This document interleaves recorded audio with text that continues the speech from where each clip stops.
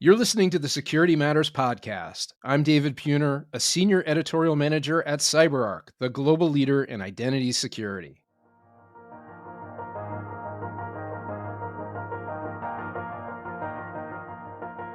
A finance team spins up a new AI agent to handle routine tasks, pulling orders, generating invoices, keeping workflows moving. Nothing dramatic, just automation to save time. On Friday afternoon, a support rep runs a typical query. List my recent orders. The AI agent does exactly that, and then quietly does something else. Hidden inside a shipping address field, a spot no one checks, was a malicious instruction slipped in days earlier. The agent reads it, interprets it as part of its task, and triggers another tool. Suddenly, it's pulling bank account details, vendor balances, and sensitive financial data. Not because it's gone rogue, but because someone gave it more entitlements than it needed. No malware, no breach alert, just an overprivileged AI agent doing its job as instructed. This is the new attack surface that CyberArk Labs VP of Cyber Research, Lavi Lazarovitz, has been studying. AI agents that blur the line between human and machine, carrying credentials, acting autonomously, and responding to prompts, even poison ones. As their access grows, identity becomes the fault line everything rests on. Today on Security Matters, Lavi explains why agentic AI changes the risk equation, how attackers are already exploiting these systems, and what security teams need to rethink before AI agents scale across the enterprise. Let's get into it with Lavi Lazarovitz.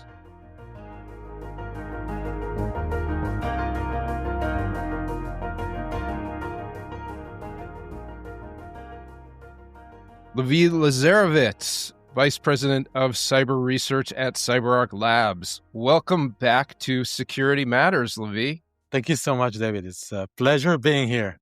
Excellent. You were last on in March. You are now the first two-time Security Matters guests. And of course, you were on many times when we were called Trust Issues. So great to see you again. There's always lots to talk about with you. Thank you, David. Since you were last on the show back in March, it feels like everyone's talking about AI agents. We certainly are here on the podcast. What's driving the surge in interest? Many organizations now are just trying to unlock the huge potential of those AI agents and the automation that they could bring.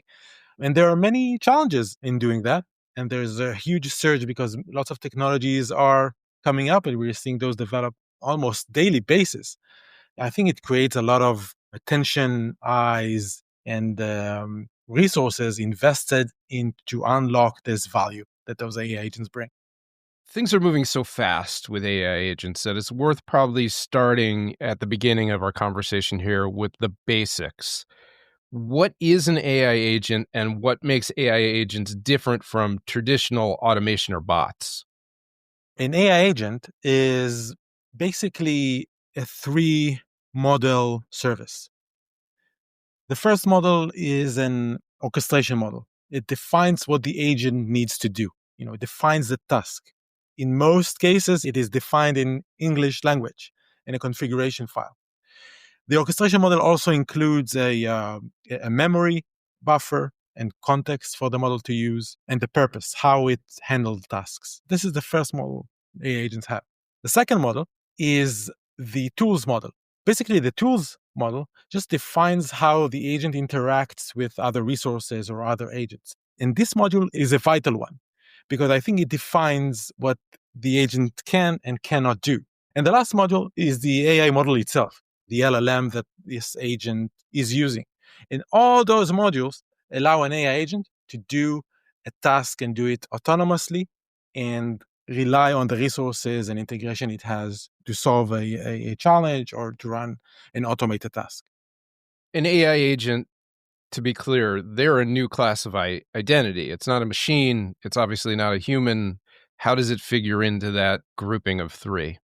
You're absolutely right to say that we see it as both machine identity it basically behaves a little bit like a machine identity. It needs credentials 24/7 to access resources, to access the cloud, to access the database, to access the code repository, and so on. But it also, in many cases, mimics user behavior, touching the browser, for example, and running tasks on behalf of the user. So there's a combination here of both machine identity and a human identity. Going back to modules, what's a real world example where modularity mattered or matters for that matter? I can speak from my perspective. My main focus is obviously security, and we are looking a lot into technologies that will help our researchers find more vulnerabilities and attack vectors. One of the AI agent models that we found that bring value are those AI agents that are focused on finding vulnerabilities, that automate this process. And many security researchers out there will tell you that the security research work, the day-to-day work, is daunting. Looking at hundreds lines of code, trying to find vulnerabilities and vulnerability patterns, not to mention how building the exploit for it, which 99% doesn't work. You need to work on it till it works and proves that there is a vulnerability. There's a whole new AI agent ecosystem now that focuses on optimizing and making this process of vulnerability research more effective. And it helps us a lot today to optimize and make our product security work that we are doing with CyberArk products much more effective. I can admit, from my own perspective, that AI agents focusing on security and finding vulnerabilities work. They still have a couple of upskills to do, improvements to do, to actually run autonomously, or like we imagine, like we want to imagine. Because as of now, there's a lot of manual work that needs to be done to review the leads or the findings that those agents find and validate, actually run it or tweak it to attack specific attack vectors by changing specific configurations. But I think that the use case is there. And we also see many vendors out there trying to lash on this opportunity. Let's shift over to security for a moment. You head up CyberArk Labs threat research team. You are super knowledgeable about the threat landscape and its evolution. How do you see the threat landscape changing as AI agents become more autonomous and interconnected? So I think that the equation here, as far as we see it, is pretty clear. The more agents an agentic AI system introduces, the more opportunities threat actors will have to compromise it.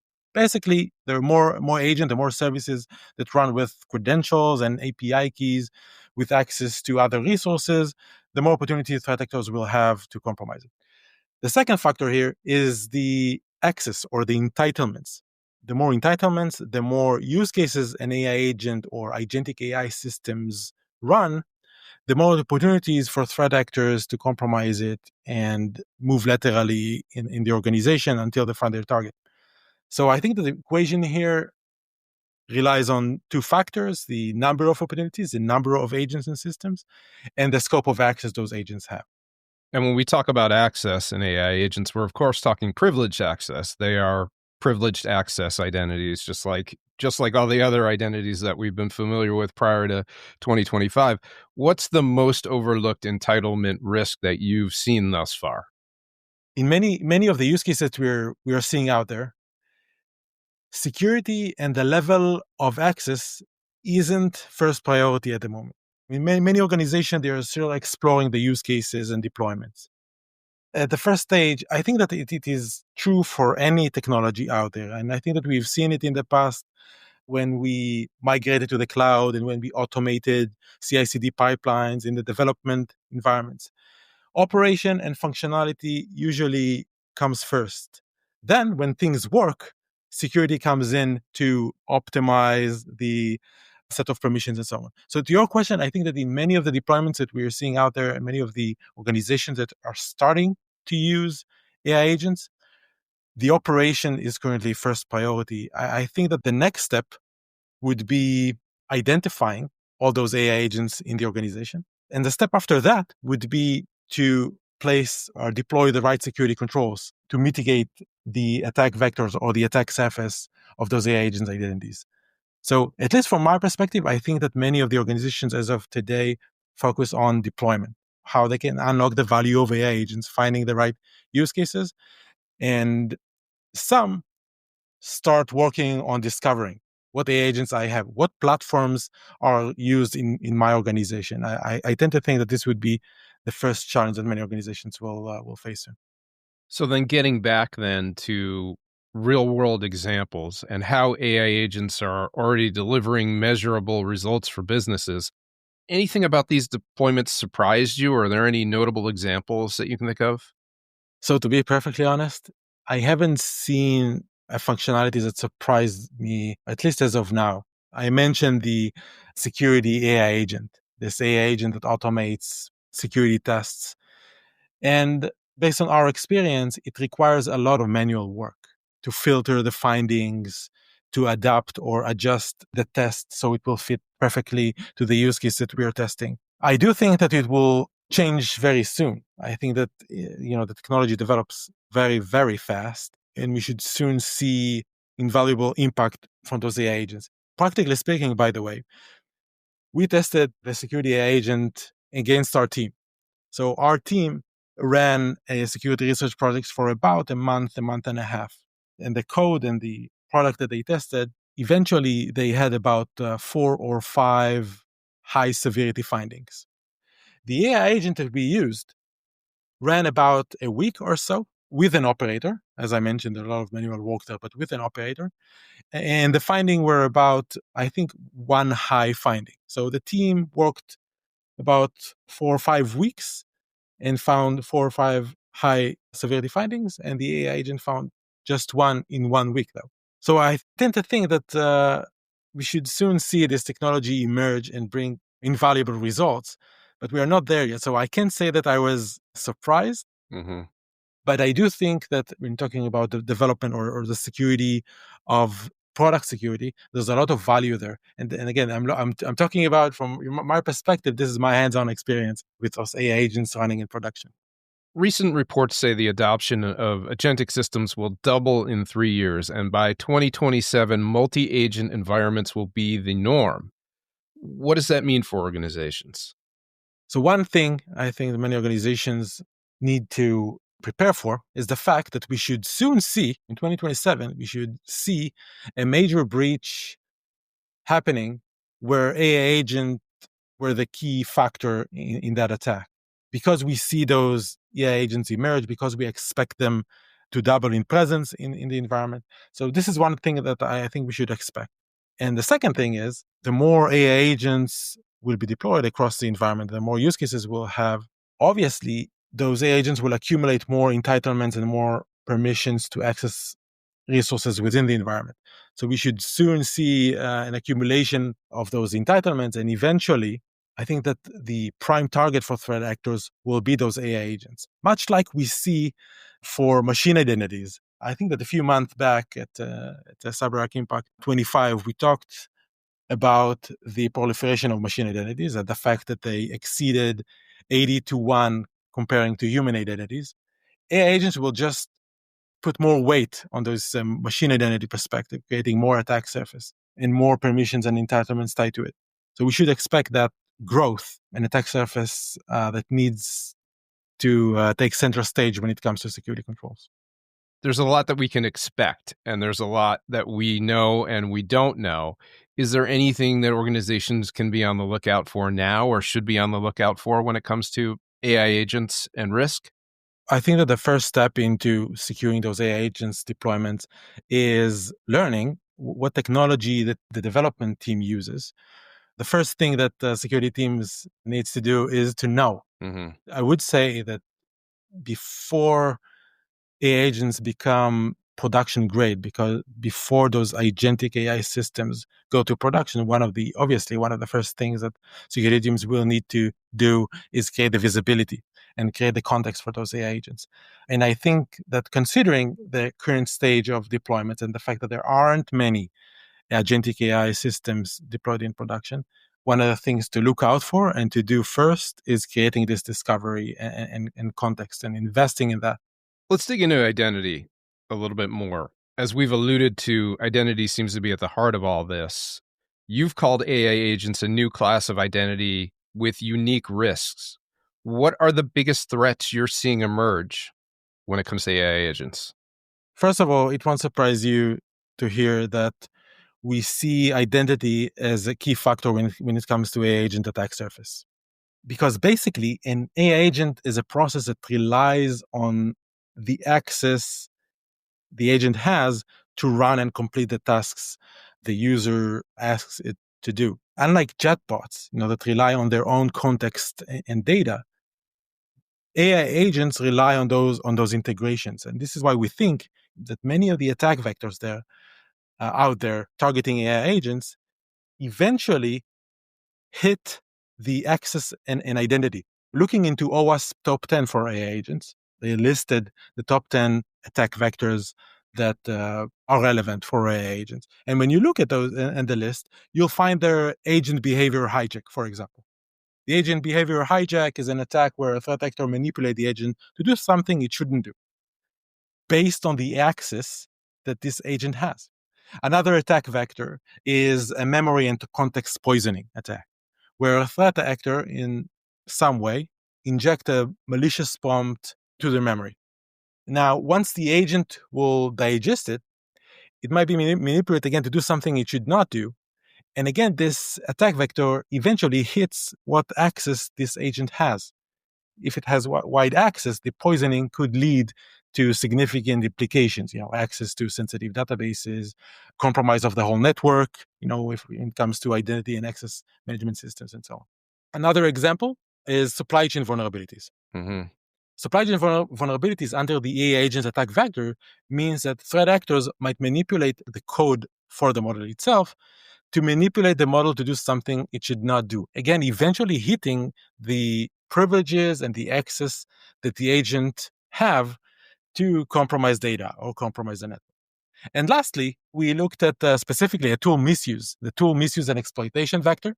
Your CyberArk Labs team recently demonstrated how a tool misuse attack works. What happened and why is it important?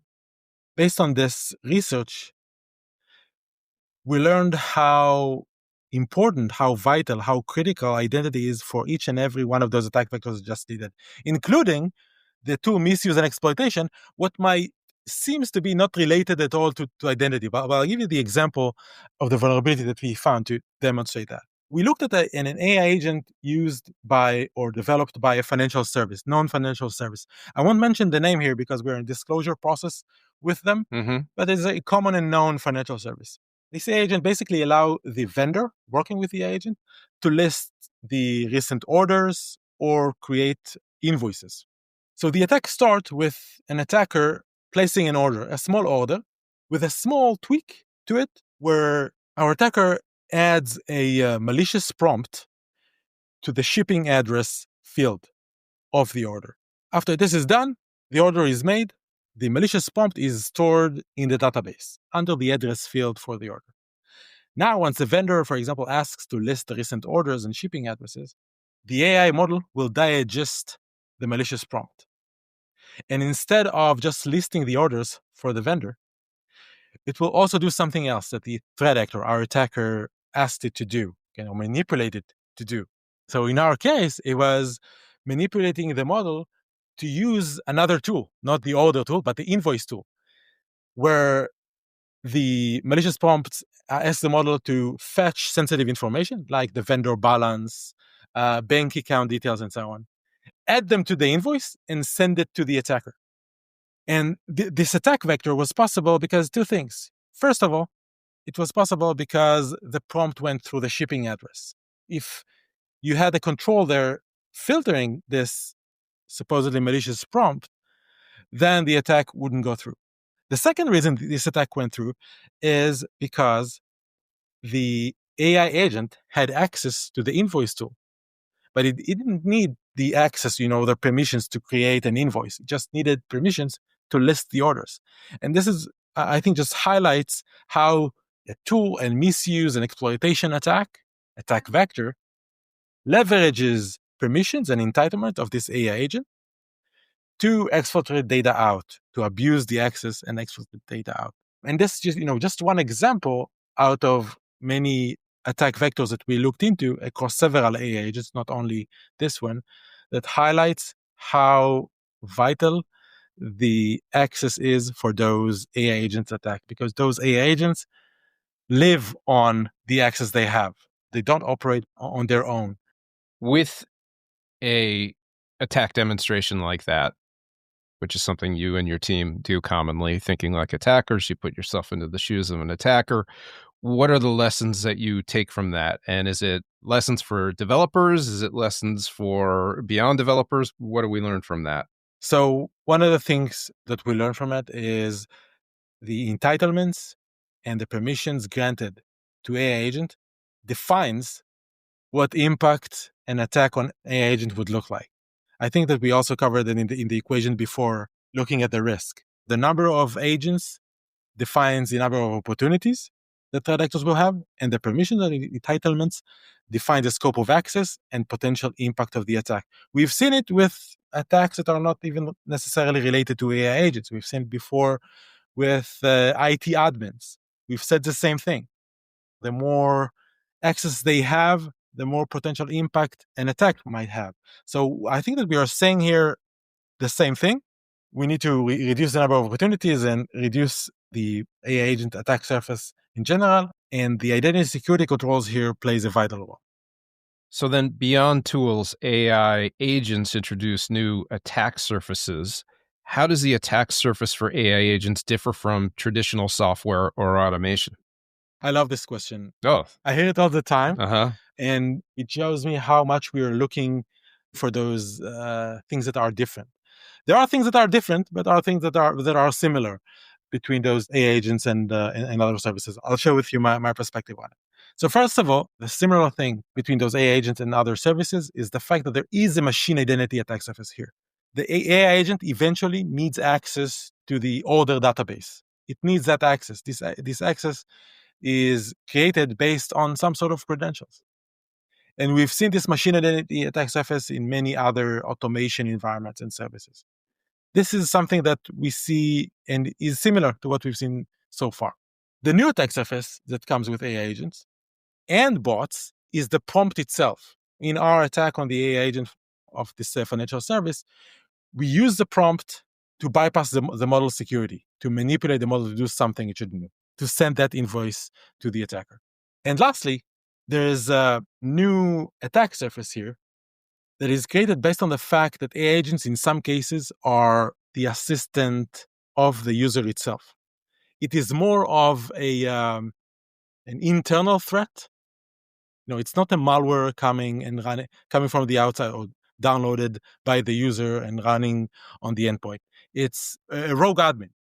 The rogue admin threat. It is very similar. There is an AI agent now within my browser, within my IDE where I develop code, and it runs in my context and it uses my permissions. And this is something that changes with AI agents. They operate in many cases on behalf of the user, and it reduces an attack vector that wasn't possible before because of an existing controls like the browser security controls, but it bypasses them because it basically operates on behalf of the user. So to your question, there is a similar attack surface, which is the machine identity attack surface. We talked a lot about that. There is a prompt attack surface, which is new and also relevant to bots, not only to AI agents. And there's a whole new attack surface of those AI agents that is more common to those AI agents that operate on behalf of the user from a wider context. And I think the perfect example for it is those AI agents that run within those AI browsers, like OpenAI Atlas browser and Perplexity Comet, for example. AI browsers introduce new attack surfaces. How should organizations think about the different types of AI agents and their risk levels? Are there types that need more urgent attention or tighter controls? I think what we can say is that agents with more access needs more urgent attention and more security controls. So, for example, an AI agent with access to code repository to the whole organization code repository, yes, it needs a tighter security control. As ZSP, zero standing privilege access for this AI agent, will minimize this attack surface. The threat actor will have more difficult time compromising this key or using it when we limit the attack surface of this sensitive key. So to your question, I think that there is a need for urgent attention for those AI agents that have wider access to our systems. You mentioned zero standing privileges, and CyberArk has a new solution called Secure AI Agents that will be generally available at the end of December. How does its approach align with that, and how does it fit into the bigger picture of securing agentic AI? The approach that we took, that CyberArk takes when it comes to securing AI agent, is securing the access and those entitlements and permissions that those AI agents has to the organization resources. Our assumption is that threat actors will target those AI agents to abuse the privileges that those agents have.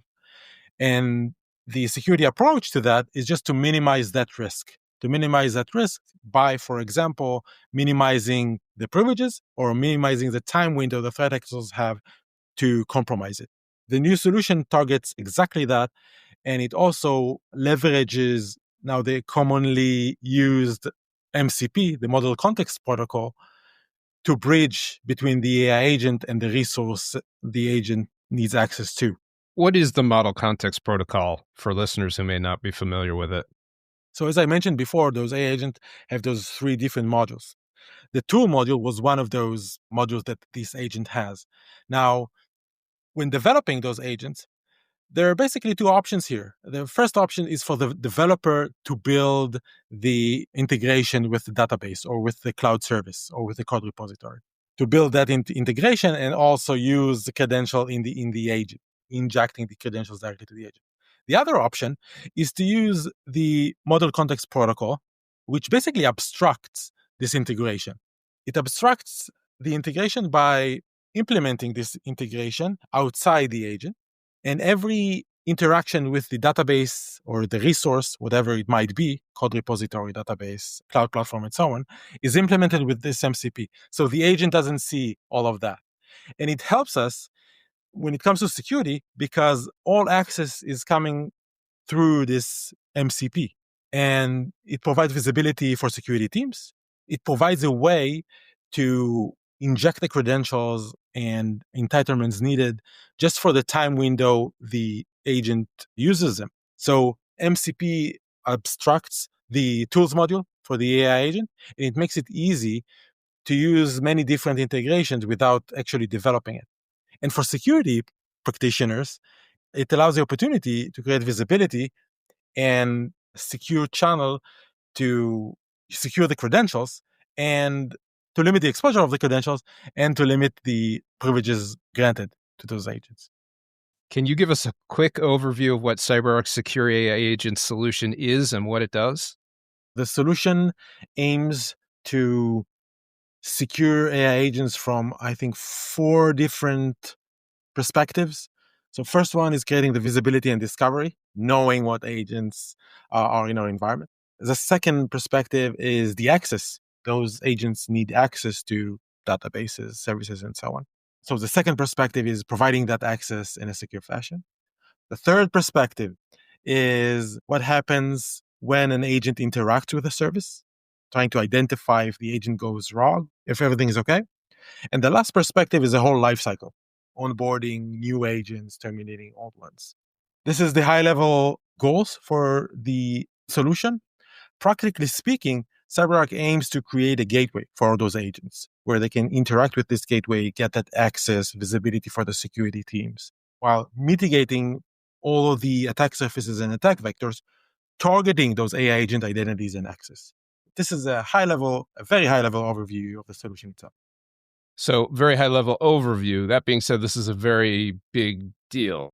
It is huge because first, we expect, and many analysts that we talk, that review the market and talk with many vendors and organizations out there, say that by 2027, there will be thousands of agents out there, about 3x than we have now, All of those agents have their machine identity. They need access. They automate processes in production.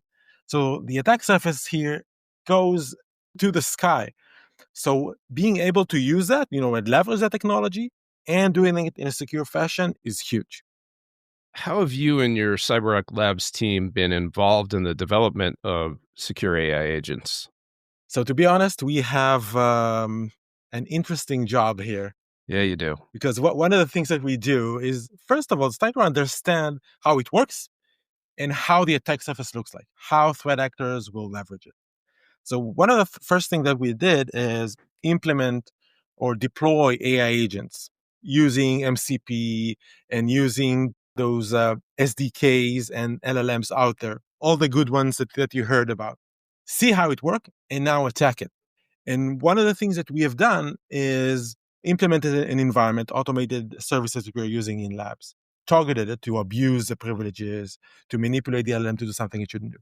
And then we took it with our R&D team to make sure that the CyberArk Security Agent solution, this gateway that I was referring to, helps to mitigate all those vectors that we researched. We had a pretty, I would say, cool job here. First of all, is to touch the technology, and it's really exciting to work with this technology and automation that it brings. Understand the attack surface, and work with the R&D team to make sure that all the attack vectors that are out there that we explored, all those attack vectors that OWASP maps, are covered. So the solution will be generally available in December? It will be available in December, and we expect that the upcoming Impact, we're starting to talk about CyberArk Impact next year. CyberArk's conference? Yes, we'll talk a lot about how the solution looks like, give a few examples of how a customer use it. You mentioned earlier that visibility and limiting privilege are crucial. What's an example of how that plays out for organizations using secure AI agents? An organization using secure AI agents one of the first thing that the identity team and the security team will do is map out the environment and map those agents. One of the first things that the security agent solution will allow this organization to do is to map those and understand what is out there. Visibility is the first step into it.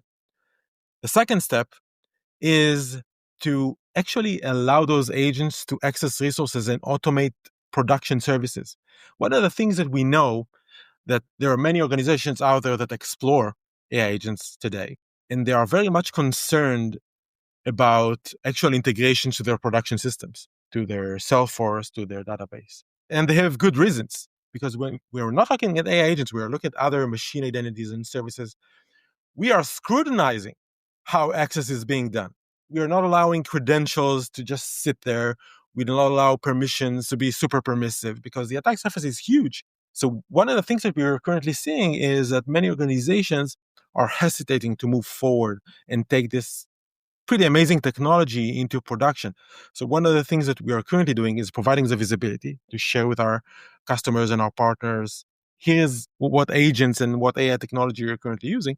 And the second thing, and I think this is the most important thing, is to provide secure access for those agents to the resources so they can actually see that automation spark in their environment. So this is what we are currently seeing. There are lots of risks and concerns which are completely justified. And we're starting seeing organizations explore what solutions are out there for them to allow them to leverage AI technology. This is where we're currently standing. What's your favorite AI agent? To be honest, I'm biased. But one of the things that we were looking at, and I think we discussed this last time when we talked at our previous episode, we look at AI agents that actually do research work, test products from a security perspective, run automation, summarize leads. And there's a huge promise for the researchers that in many cases, we don't talk about it a lot, we have a daunting job, millions lines of code in identifying vulnerability patterns. It could be very tough, to say the least. To your question, an AI agent doing security research work is one of the things that we are really excited about. You've said that every attack vector eventually comes back to identity and entitlements. Why is identity security, especially privileged access, so important for securing AI agents? And how can strong identity controls help organizations actually mitigate or contain these emerging threats? So we've seen OWASP top 10, and we talked about a little bit about the different attack vectors. And we've learned based on our research and based on our analysis of each of those attack vectors that basically the scope of access defines the potential impact of an attack. And so if you limit the access, you limit the potential impact. So this is why identity here and the privileges and the entitlements that we talked a lot about are critical. When looking at a whole attack vector, like the one we implemented in our lab targeting this AI financial service, we've seen that we could mitigate the threat by filtering the prompt, and we could mitigate the threat by limiting the access of the agent to allow it to access just the functionality it needs with the permission it needs. So eventually, this defense in depth approach allow security teams to mitigate those attack vectors targeting AI agents. And one of the things that we learned is this AI agent security or the identity of those AI agents pop up in every attack vector. And this is why it is so vital in this defense in-depth approach. Why aren't traditional machine identity security controls enough for agentic AI? Well, because those AI agents are not only machines. They do have a machine aspect to it. Well, we talked about the API keys that those AI agents need, definitely. But those AI agents that come with the AI browsers or with our IDEs are basically a replica of ourselves. They operate on behalf of the human user. So the attack vector or the attack surface that we're talking about here is more of a rogue developer or a rogue admin rather than a machine identity attack surface. Preventing or mitigating access to secrets won't help us when we're talking about AI agent operating on behalf of the user, because our AI agent has the same access as our human user. This is why it's not enough to have just machine identity security controls. We need to have machine identity controls, but we also need those in-session controls that are usually or commonly used for those human users, those IT admins accessing Active Directory or accessing the identity access management systems. We need a combination of those two. Controls are one piece. What about frameworks and collaboration? How are regulatory and governing bodies approaching frameworks for AI agents? And is the pace of AI evolution making it harder for organizations to keep up? Definitely. I think that the pace is so high now. It is difficult for both the security teams and the technology teams building those technologies. There are lots of technology stacks out there to use. So yes, it's definitely difficult. In terms of standards, NIST, for example, NIST looks at different architectural design of agentic AI. So, for example, they look or they differentiate between a sequential architecture, where you have a couple of agents that operate one after the another. They also examine or highlight the hierarchical agentic AI, where we have one orchestrator and many agents that report to that orchestrator. And there are a couple of others. And for each of those architectures, there is a different weight for the attack vectors that OWASP highlighted. The hierarchical architecture will probably suffer more from the tool misuse and exploitation attack vectors that we discussed before, because this orchestrator will have lots of tools. And if an attacker has the opportunity to poison one of those tools, then it might be able to exploit or leverage this attack vector. So NIST looks at different architectures and the attack surfaces for each of them. And OWASP, I think, listed the top 10 attack vectors that are worth looking into. And we also see as main attack vector to look into when you're examining AI agent security attack surface. So then let's get practical for a moment. Given that identity is now the foundation for securing agentic AI, what are a few capabilities organizations should look for? I think we can divide the functionality here to four. The first one is identifying all the workloads of those AI agents. Those could be in-house, those could be on cloud platforms or other AI agent platforms. So creating the visibility and context for those models is obviously the first step, learning what's currently in use. The second step would be to place the right security controls. to limit the exposure of the credentials those AI agents use or the entitlements they are granted. The third piece here is being able to identify an ongoing attack. So it's basically a threat detection and response. We identified all the agents. We created a good security posture. Now we need to identify once something happens, whether it is an attack or even just a rogue agent doing something it shouldn't do. And lastly, the functionality that we look into is the compliance and life cycle, being able to create and terminate AI agent identities and creating the right auditability and traces for the team to analyze and audit. I think that those four main functionalities are the most critical ones and the ones that we are looking into under the Securing AI Agent initiative. And then as far as prioritization goes, what should organizations prioritize to not just keep up with threats, but so they can actually build a resilient foundation for the future? One of the things that we learned based on previous evolution, cloud and CI/CD and so on, is that it needs to be easy. It needs to be easy to integrate those amazing tools to the security tools that we have and the security tools that we deploy. It needs to be easy for developers to integrate the AI agent they build into the resource, into the cloud platform or the core repository. If it will be easy, it will make it easier for security teams to get the visibility and minimize the risk. And the second thing that I think it is important for resilience is to have a comprehensive security controls.